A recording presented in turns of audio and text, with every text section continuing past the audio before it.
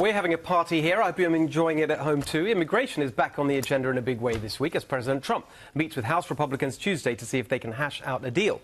Meanwhile, as the economy takes off under Trumponomics, big business jumped on data showing there are now more job vacancies than there are people unemployed to demand a loosening of immigration rules so they can import more cheap labor.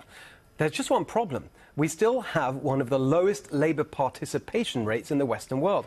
If we had just the UK's rate, for example, that would mean millions more Americans in work. So here's an idea for you fat cats in corporate America. Instead of lazily importing foreign workers, why don't you spend some of your profits training American workers so they can take the jobs that the booming economy is creating?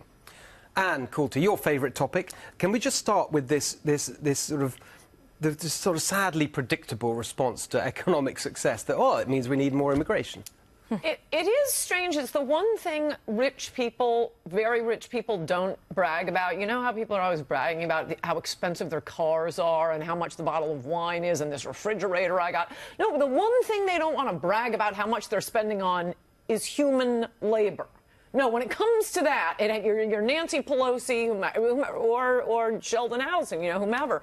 I don't mean to pick on him, but they just want cheaper and cheaper and cheaper labor. And there is no better example of your swamp than the fact that the signature issue that this historic candidate ran on, the Republicans in the House are doing the exact opposite, trying to push through an amnesty, or as a host on an earlier Fox show today said, and people are going to, conservatives are going to call this amnesty an amnesty.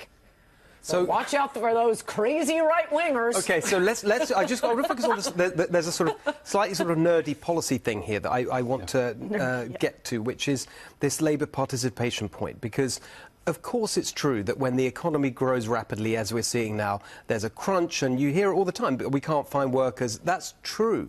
But it's also true that you've got so many people sitting on the sidelines. The unemployment rate is falling to historic lows, but the Labour participation rate isn't changing very much. It's people who may be affected by opioids, or they don't have the skills, or they've given up. Corporate America could do so much more to help those Americans before just saying, bring us in more immigrants. Well, and that's where the expense of all the social safety network is, and that when you start to get the labor participation rates up, then you get a more productive economy. You've got people feel better about themselves. Yes. They contribute. And then you don't spend as much on welfare and doing all these programs and just giving a handout all the time. Yeah. But look, immigration goes hand in glove with this. I mean, we just had the Secretary of Homeland Security today go out and say, look, they're not coming to the port of entry. They're trying to go in between. And then we have this debate about whether or not we should spend, out of a $46 trillion expenditure that we're going to go through in this country over the next 10 years, should we spend $25 billion building a wall to help our border patrol? I mean, it's ridiculous. So, I reject amnesty. I don't think that's the way to do it. I feel a higher moral obligation for the person who's trying to come in here legally and lawfully. Right. That's the person I want to have come in this country. Or the American trying to get a job. So, Kimberly, look, let's bring it up to date. We got these bills going on in the House next week, and the president's weighing in. I think he tweeted about it just recently tonight. What do you see is the potential for anything happening here? Yeah, well, I think he'll do a better job of coming up with a fresh new idea himself, because these people have failed in the past. They'll fail him again. They don't know how to build a coalition or get anybody to work together, and it's just a bunch of crybabies, and they're not serving the American people. Why aren't we using and employing the people here, making them feel better about themselves? I'm all for giving somebody a helping hand, but you're not helping anybody by continuing to give handouts. Why don't we do something to get these people engaged in the workforce? For the first time now, we have more jobs than people to be able to even fill them. So we've got to get that labor participation rate up. And the answer isn't amnesty. Let's just flood the market, bring some more people in, or allow people to stay that have broken the law to begin with.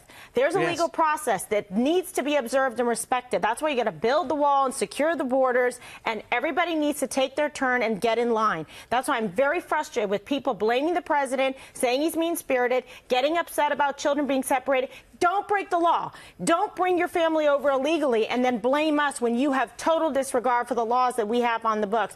We're a nation of immigrants, right? That's great. We encourage people to come in, follow the rules, wait your turn in line. We will take care of you. But we are going to employ the people who are here lawfully, the citizens that should be working, and make them feel better about themselves.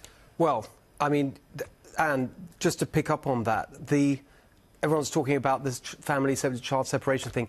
Isn't it very clear? The humane alternative to separating children from their families is build the wall. Yes. Then you won't have anyone coming. Yes. Isn't that so? Well, I quoted the most quoted federal judge in my book, Adios America, Richard Posner. Yes. Lawyers will know who he is, and hardly a conservative. And, you know, 20 years ago, he wrote a concurrence to an opinion that involved anchor babies to say, we've got to stop this. He was talking about anchor babies, but it's the same thing with the wall. As long as people can come here, by the way, drop some a people baby, really hate that. start getting... That's a term that a lot of people have a problem with, isn't it? Because they have a problem with any way we can communicate about immigration. Their strategy, don't let people think about immigration, don't let them know any facts.